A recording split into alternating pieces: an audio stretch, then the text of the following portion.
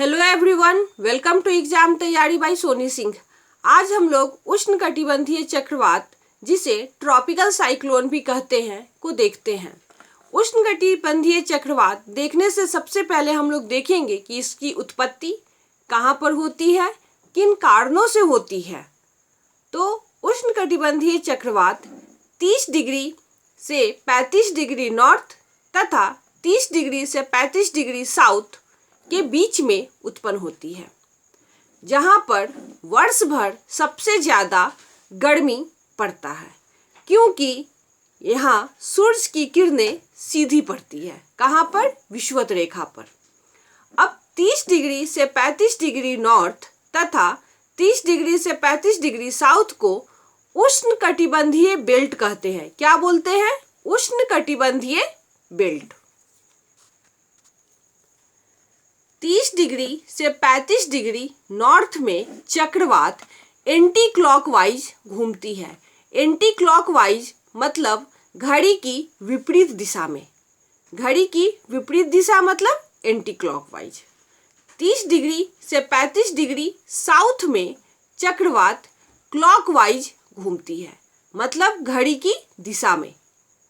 अब 30 डिग्री से 35 degree north तथा साउथ में उत्पन्न चक्रवात को ट्रॉपिकल साइक्लोन कहते हैं। कितना में? 30 डिग्री से 35 डिग्री।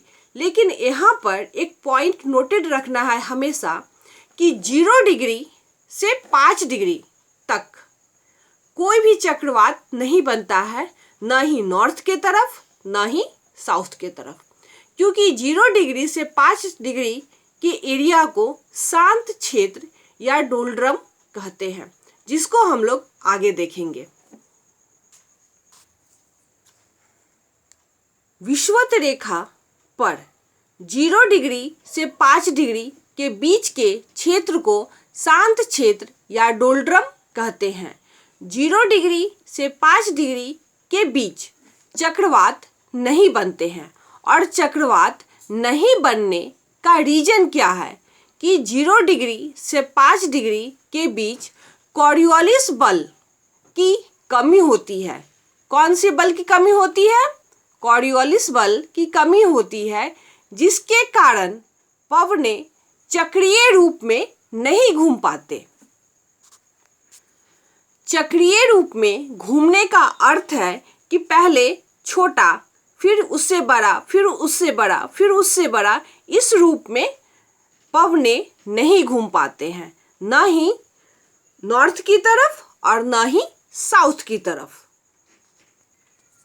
अब ध्यान देना है कि ट्रॉपिकल साइक्लोन जो उष्णकटिबंधीय चक्रवात है, यह घूमने के साथ साथ पूरब से पश्चिम दिशा की ओर चलते हैं, क्योंकि ये तो पवनें हैं, तो पवनें पूरब से पश्चिम दिशा की ओर चल रही है। कब?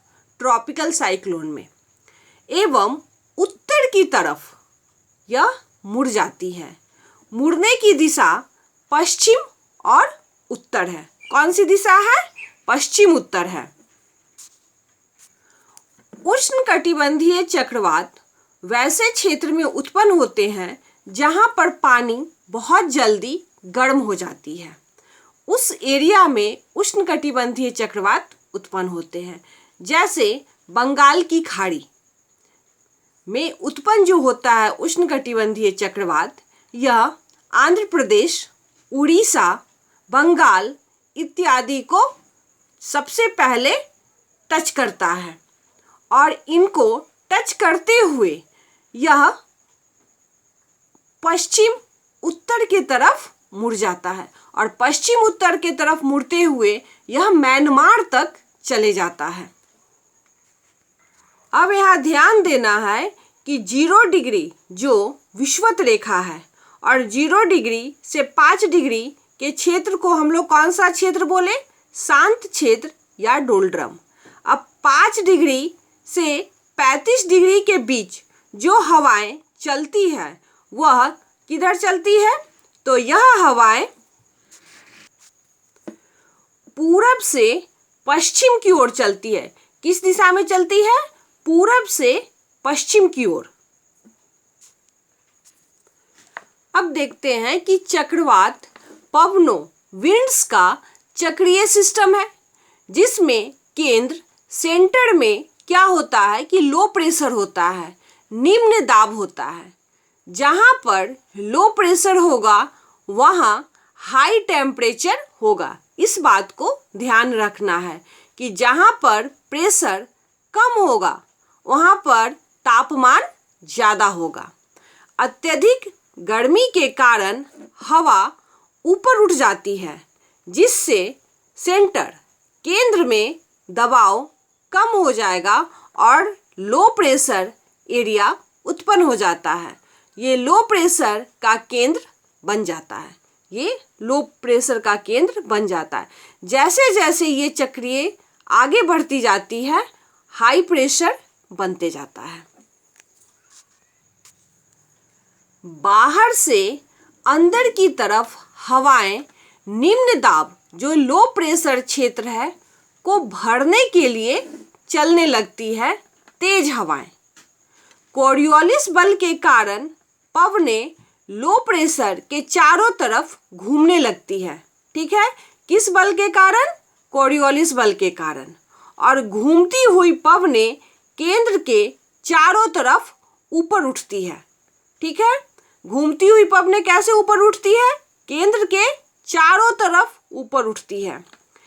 यह केंद्र अंडाकार या गोलाकार आकृति का होता है। किस आकृति का होता है? अंडाकार या गोलाकार।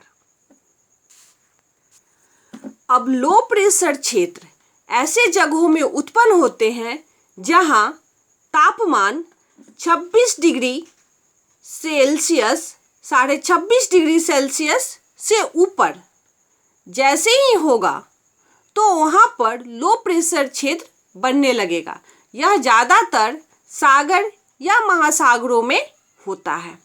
और जब 28 डिग्री सेल्सियस तक पानी का टेम्परेचर हो जाता है तो चक्रवात उत्पन्न हो जाता है। और सागर का टेम्परेचर गर्म कितना होना चाहिए? लगभग गहराई के रूप में तो 50 मीटर। 50 मीटर गहराई तक पानी गर्म होना चाहिए। और कितना गर्म होना चाहिए? तो 26.5 डिग्री सेल्सियस से ऊपर। अब हम लोग लो प्रेशर एरिया को देख लेते हैं। यह जो लो प्रेशर एरिया है और ये सागर या समुद्र है। लो प्रेशर एरिया के पास आँख रहता है। चक्रवात की आँख में सबसे न्यूनतम वर्षा होती है, मतलब जहाँ भी चक्रवात का यह आँख होता है वहाँ पर वर्षा नहीं होती है। जैसे जैसे लो प्रेशर एरिया से हाई प्रेशर एरिया की तरफ हम लोग बढ़ते हैं तो वहाँ की पवनें कैसी होती है? गर्म और आर्द्र होती है, क्योंकि समुद्र की हवा है तो गर्म भी है और आर्द्र भी है। यह हाई प्रेशर के तरफ से चलती है यह हवाएं। जब यह चक्रवात समुद्र के तल से उठते हुए ऊपर, मतलब यह किधर आ रहा है? तो यह चक्रवात समुद्र से स्थल की ओर आ रहा है और उठते हुए यह संघनित होते जाता है और बादल बनाता है। तो संघनन के कारण जो बादल बनता है यह कहाँ पर बनता है? तो चक्रवात का जो आँख होता है उसके चारों तरफ। और सबसे ज़्यादा वर्षा चक्रवात के आँख के चारों तरफ होता है।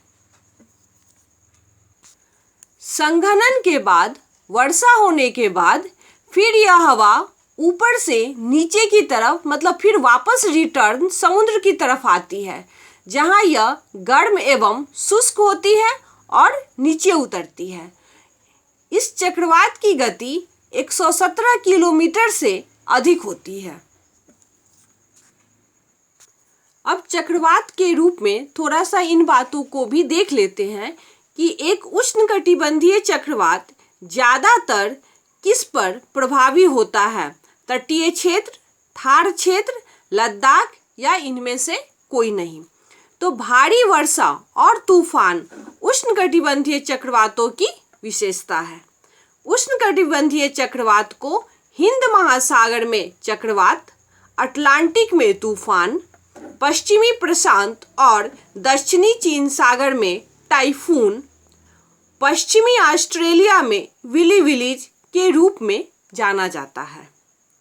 उष्णकटिबंधीय चक्रवात समुद्र से भूमि की ओर बढ़ते हैं। उष्णकटिबंधीय चक्रवात हिंसक तूफान है जो उष्णकटिबंधीय क्षेत्रों में महासागरों के ऊपर उत्पन्न होते हैं और विकसित होते हैं और तटीय क्षेत्रों की ओर बढ़ते हैं, जिससे भयंकर हवाएं चलती है। चक्रवात एक निम्न दाब का क्षेत्र है जहां वायु का द्रव्यमान आपस में मिलकर ऊपर की ओर उठता है। बेलनाकार आकार में, ध्यान देना है कि बेलनाकार आकार में ऊपर उठती हुई वायु शीतल होकर क्षैतिज दिशा में फैलती है। जमीन के पास की हवा को चक्रवात के कम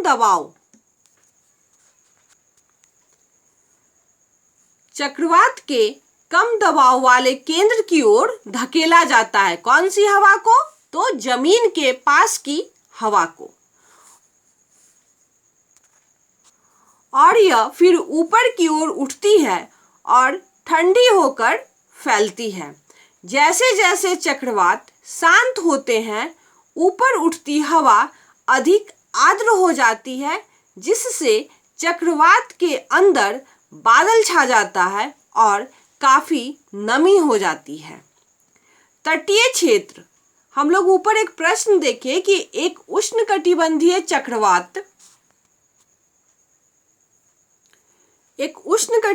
चक्रवात ज्यादातर किस पर प्रभावी होता है?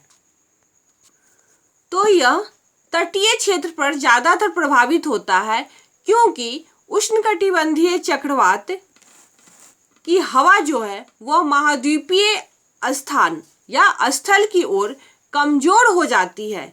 इसलिए थार रेगिस्तान या लद्दाख में चक्रवाती तूफानों से प्रभाव नहीं पड़ता है या यह अप्रभावित रहते हैं।